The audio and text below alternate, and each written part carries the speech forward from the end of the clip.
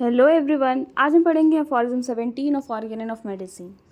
इस अफॉरिज्म में हमें बताया गया है, जैसा हमने बहुत सारे अफॉरिज्म में पीछे के सारे अफॉरिज्म्स में पढ़ा है कि जब भी कोई डिजीज़ होता है तो वाइटल फोर्स जो है वो डीरेंज हो जाती है।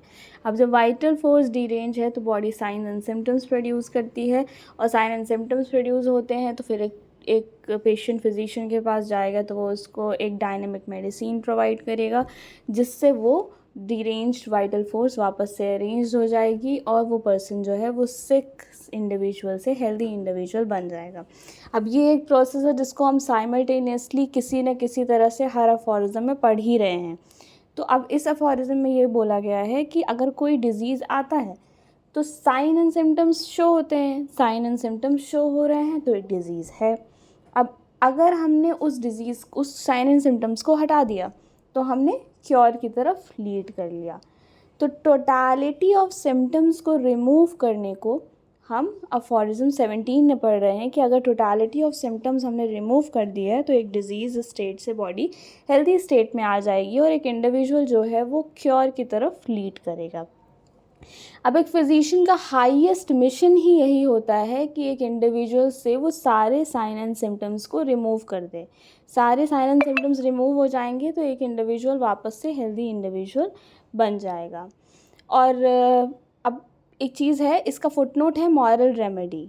कोई इंडिविजुअल जो है अगर वो सैड है या फिर उसको कोई प्रॉब्लम है, कोई परेशानी है, जो चीज़ उसको अफेक्ट कर रही है, तो एक फिजिशियन को हमेशा उसे मोटिवेट करना चाहिए, उसको पॉजिटिव मोटिवेशन देना चाहिए जिससे कि उसकी बॉडी क्योर जल्दी हो सके, क्योंकि ओवरऑल मेंटेनेंस होना चाहिए बॉडी का।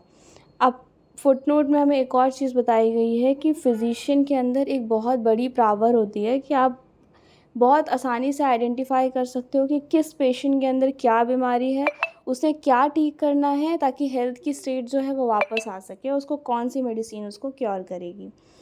अब हम अफॉरिज्म 17 रीड करते हैं। इसका एक्सप्लेनेशन हम ऑलरेडी पहले ही पढ़ चुके हैं, इसको रीड करते हैं।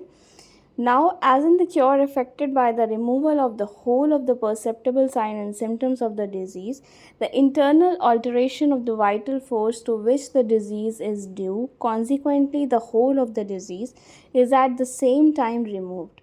It follows that the physician has only to remove the whole of the symptoms in order at the same time to abrogate and annihilate the internal change, that is to say, the morbid. अब जैसा मैंने बताया कि sign and symptoms को ही remove करना है, तभी एक इंडिविजुअल जो है वो वापस से हेल्दी स्टेट में आ पाएगा। अब इस अफॉरिज्म के एक्सप्लेनेशन में और इतनी लाइंस में तो यही दिया गया है कि एक इंडिविजुअल के हम साइन एंड सिम्टम्स को पूरी तरह से रिमूव कर रहे हैं ताकि उसके अंदर एक इंटरनल चेंज हो और उन इंटरनल चेंज की वजह से वो वापस से हेल्दी इंडिविजुअल बन सके। रेस्ट ऑफ द अफॉरिज्म में ये दिया हुआ है कि derangement of the vital force, consequently the totality of the disease itself. But when the disease is annihilated, health is restored. And this is the highest, the sole aim of the physician, who knows the true objects of his mission, which consist not in the learned sounding prating, but in giving aid to the sick.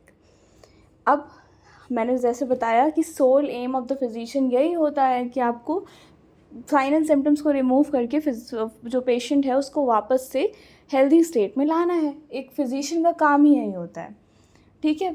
इसका footnote moral remedy है, जो कि बहुत ज़्यादा important है कि आप याद रखो। और डीरेंजमेंट ऑफ वाइटल, इसमें अफॉरिज्म 2 को भी लाया गया है, और नॉलेज ऑफ द फिजिशियन कौन से अफॉरिज्म में है ये भी आपको तुरंत क्लिक करना चाहिए if you are studying here. Okay, thank you so much, keep studying.